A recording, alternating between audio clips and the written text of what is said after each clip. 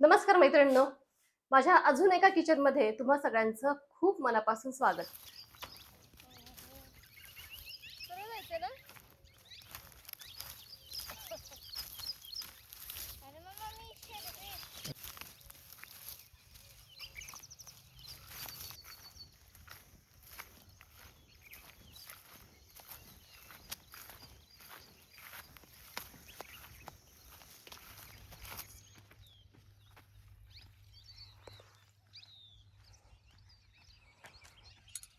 गावाकडचं रुटीनही मला फार आवडतं. एकदम वेगळं, शांत असतं आणि मी ते नेहमी एन्जॉय करते. जेव्हा जेव्हा येते ना, त्यावेळेस नेहमी मी ते सगळं रुटीन एन्जॉय करत असते. गावी राहण्यात जो आनंद आहे ना, तो शहरातली लोकच जास्त समजू शकतात किंवा तो आनंद जास्त एन्जॉय करू शकतात, असं मला वाटतं. कारण की गावाकडच्या लोकांसाठी हे जरी रोजचंच असलं, तरी शहरातल्या राहणाऱ्या लोकांसाठी हे कधीतरी मिळणारं सुख असतं. गावाकडची घरं पण आता बऱ्यापैकी सुधारलेली आहेत. म्हणजे पूर्वी अगदी जी मातीची घरं असायची, तर ती आता बऱ्यापैकी राहिलेली नाही आहेत. त्याऐवजी सिमेंटची घरं झालेली आहेत. घरामध्ये चुलीऐवजी आता गॅसवर स्वयंपाक होऊ लागलेला आहे. थंड पाण्यासाठी रांजण असायचे पूर्वी, तर त्याऐवजी आता फ्रीज म्हणा, माठ म्हणा आलेला आहे किंवा AC सुद्धा आता गावापर्यंत पोहोचलेले आहेत. TV आलेले आहेत. सगळं काही गावाकडे सुद्धा आहे. पण तरी देखील वातावरणात फारसा फरक पडलेला नाहीये. अजूनही गावाकडची ऊब तिथे आहे. कारण शहरासारखं तिथे एवढं प्रदूषण नाहीये, आवाज नाहीये, गोंगाट नाहीये. त्यामुळे अजून देखील सगळीकडे अशी पूर्वीसारखीच शांतता आपल्याला पाहायला मिळते. त्यामुळे ते वातावरण आपल्याला फार आवडतं. इथे गावाला आमची शेती आहे. त्यामुळे माझे सासू-सासरे इथेच असतात आणि मग त्यांना भेटण्यासाठी आम्ही महिन्यातून एकदा गावाकडे नेहमी जात असतो. नमस्कार मैत्रिणींनो, माझ्या अजून एका किचनमध्ये तुम्हा सगळ्यांचं खूप मनापासून स्वागत. खरं तर माझे तुम्ही आता बरेचसे व्हिडिओज पाहता आणि बरेचसे नवीन फॅमिली मेंबर्स आपल्याला जोडले गेलेले आहेत. त्यामुळे ते थोडेसे कन्फ्यूज होत आहेत. ही सारखी सारखी नवीन नवीन किचनमध्ये का दिसते? तर आपले जे जुने सबस्क्रायबर आहेत त्यांना तर माहिती असेलच की हे सगळे माझेच स्वतःचेच किचन आहेत. म्हणजे माझ्या माहेरचे, माझ्या सासरचे, माझं स्वतःचं असं वेगवेगळे किचन्स आहेत. आता जुने लोक आहेत त्यांना माहितीये, पण नवीन लोकांसाठी पुन्हा एकदा सांगते. तर मागच्या व्हिडिओमध्ये तुम्ही पाहिलं असेल तर ते माझ्या माहेरचं किचन होतं आणि आता मी इथे आलेले आहे ते माझ्या सासरचं किचन आहे. बारामतीमध्ये माझं सासर आहे आणि आता सुट्टीचे दिवस आहेत त्यामुळे माहेर सासर सध्या फिरणं चालू आहे आणि माझं काय हे काम म्हणजे जिथे जाईल तिथे चालूच असतं. त्यामुळे जिथे जाईल तिथे मी तुमच्याशी जोडण्याचा प्रयत्न करत असते. वेगवेगळे किचन सुद्धा तुम्हाला दाखवायला मला फार आवडतात. कारण कसं आहे ना, प्रत्येक किचन हे वेगळं असतं आणि आपापल्या परीनं ते फार सुंदर असतं आणि ते आपल्याला आणखी सुंदर कसं करता येईल किंवा हे सगळं बघून तुम्हाला काही एक्स्ट्रा टिप्स मला देता येतील का? याचा मी नेहमी विचार करत असते. त्यामुळे प्रत्येक किचनमध्ये वेगवेगळ्या गेल्यानंतर मी तुमच्यासाठी थोडाफार कंटेंट घेऊन येत असते. तसंच आज देखील माझं हे सासरचं किचन आहे आणि इथे सध्या फार गरम होतंय. तुम्हाला माझा अवतार बघून कळतच असेल. एक तर बारामती साईड म्हटल्यावरती खूप प्रचंड उन्हाळा असतो. पण या अशा कडक उन्हाळ्यात सुद्धा शांतता मिळावी, गारवा राहावा म्हणून घराच्या आजूबाजूलाच माझ्या सासूबाईंनी छान अशी बाग फुलवलेली आहे. या बागेत सगळ्या प्रकारची झाडं आहेत. म्हणजे आंबा, पेरू, चिक्कू, नारळ, रामफळ, जांभूळ, मोसंबी, त्याचबरोबर वेगवेगळ्या फुलांची झाडं सुद्धा त्यांनी लावलेली आहेत. आम्ही तिथे गेलो की सीझननुसार झाडांना फळं आलेली तर असतातच. त्याचप्रमाणे आता उन्हाळा आहे तर आमच्या आंब्याला पाड लागलेला आहे आणि आता सध्या आमचं काम आहे ते आंबे उतरवणे. तर इथे आता माझ्या मिस्टरांचं आंबे काढण्यासाठी ती झेलणी तयार करायचं काम चालू आहे. त्यांना देठासकट आंबा काढायचा आहे तर त्यासाठी त्यांचे प्रयत्न चालू आहेत.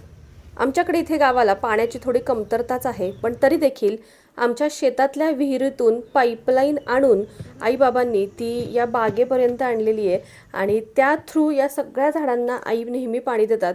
त्यामुळे एवढ्या उन्हाळ्यात म्हणा किंवा पाण्याची कमतरता असताना सुद्धा अगदी व्यवस्थित छान सगळी बाग फुललेली आहे आणि त्यांनी घेतलेल्या कष्टाची चीज म्हणजे आता आम्हाला ही सगळी फळं खायला मिळत आहेत. कधी निवांत वेळ मिळेल ना त्यावेळेस या बागेची टूर तुम्हाला मी नक्की देणार आहे. तर इथे सध्या तरी झेलणी तयार झालेली आहे आणि देठासकट आंबे काढण्याचा जो प्रयत्न होता तो मात्र सफल झालेला आहे. बऱ्यापैकी सगळे आंबे देठासकट पडले. देठासकट आंबे पडले तर ते लवकर खराब होत नाहीत असं त्यांचं मत आहे. त्यामुळे पहा असे आंबे त्या झेलणीने सगळे व्यवस्थित पाडलेले आहेत. तर पहा, अशी ही घरची फळं असतील ना, तर तो खाण्यातला आनंद मात्र काही वेगळाच असतो, कारण ते नेहमी पुरून उरत असतं.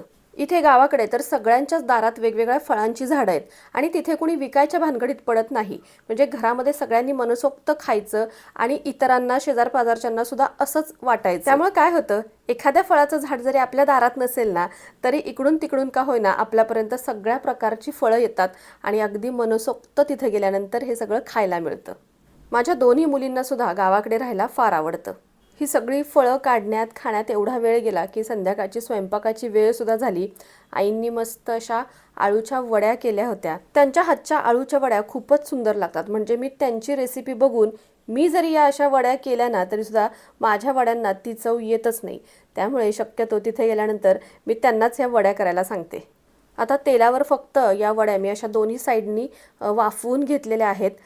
पाणी वगैरे अजिबात टाकलेलं नाही आहे आणि वाफ निघाल्यानंतर पूर्णपणे थंड होऊ द्यायच्या आणि मग या वड्या तळायच्या. छान मस्त एकदम अशा कुरकुरीत या वड्या लागतात. मी मगाशी सांगितलं त्याप्रमाणे गावाकडे देखील आता चुली जाऊन गॅस आलेले आहेत आणि आता तर काय, लोक इंडक्शन देखील तिथे वापरायला लागलेत. आम्ही देखील हा इंडक्शन खूप म्हणजे जवळजवळ 5-6 वर्षांपूर्वीच घेतलेला आहे. गावाकडे आता कसं इंडक्शन फ्रेंडली भांडी आपल्याकडे नसतात, त्यामुळे साधा इंडक्शन कुकटॉप ऐवजी इथे आम्ही इन्फ्रारेड कुकटॉप घेतलेला आहे, जेणेकरून यावरती आता कोणतंही भांडं वापरता येईल.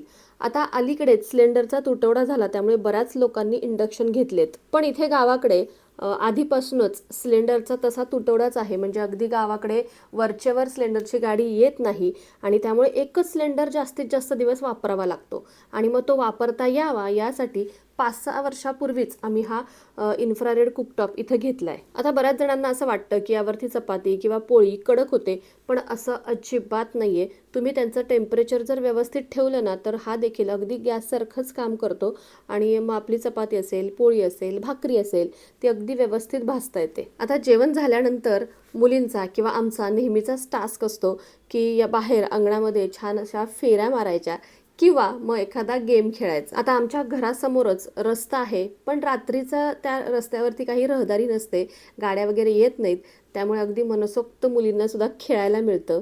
खरं सांगायचं तर या अशा वातावरणामुळे मुलं टीव्ही, मोबाईल या सगळ्यापासून लांब राहतात. आता तुम्हाला इतक्या वेळ झालं प्रश्न पडला असेल की नक्की हे गाव कोणतं आहे, तर बारामतीमधलं सोमेश्वर करंजे हे माझं सासर आहे आणि सोमेश्वराचं फार मोठं मंदिर, अगदी प्रसिद्ध मंदिर तिथे आहे. स्वयंभू पिंड आहे, जागृत देवस्थान आहे, त्यामुळे फार लांबून दर्शनासाठी लोक इथे येतात. तुम्ही देखील अजून जर इथे कधी आला नसेल तर एकदा जरूर या मंदिरामध्ये दर्शनासाठी या. आता हे इथलं मुख्य मंदिर आहे. आतमध्ये गाभारा आहे आणि गाभाऱ्यामध्ये स्वयंभू महादेवाची पिंड आहे. तर आता आतमधलं काही मी तुम्हाला आत्ताच दाखवणार नाही आहे. मंदिराचं पावित्र्य आपण राखायला हवं नाही का? तर दर्शनासाठी तुम्ही नक्की इथे एकदा या. मंदिराच्या आजूबाजूनं अशी छोटी छोटी इतर देवांची देखील मंदिरं आहेत. खूप मोठा मंदिराचा परिसर आहे.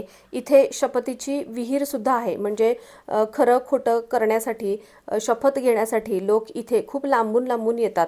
आपल्या जुन्या फॅमिली मेंबर्सनी बऱ्याचशा व्हिडिओजमधून हे मंदिर पाहिलंही असेल, पण आता बरेच लोक नव्याने आपल्याला जोडले गेलेले आहेत, तर त्यांच्यासाठी देखील पुन्हा एकदा हे मी मंदिर तुम्हाला या व्हिडिओमध्ये देखील दाखवलं आहे. तर मैत्रिणींनो, असं छोटंसं छान सुंदर असं गावाकडचं रुटीन मी तुमच्याबरोबर आज शेअर केलं. हे सगळं पाहताना तुम्हालाही तुमच्या गावची आठवण नक्कीच झाली असेल. तुमचं गाव कोणतं हे मला कॉमेंट करायला अजिबात विसरू नका. आजचा आपला व्हिडिओ आवडला असेल तर लाईक करा, शेअर करा आणि आपल्या चॅनलवर नवीन असाल तर सबस्क्राईब देखील जरूर करा. आता इथून आम्ही जाणार आहे आमच्या शेतामध्ये, त्यामुळे आपला व्हिडिओ आता मी इथेच थांबवते. पुन्हा भेटू अशाच एखाद्या नवीनशा छानशा व्हिडिओमध्ये. तोपर्यंत bye bye.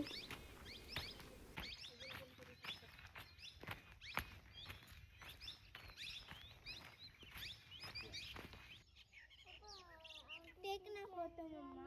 I want to see by near.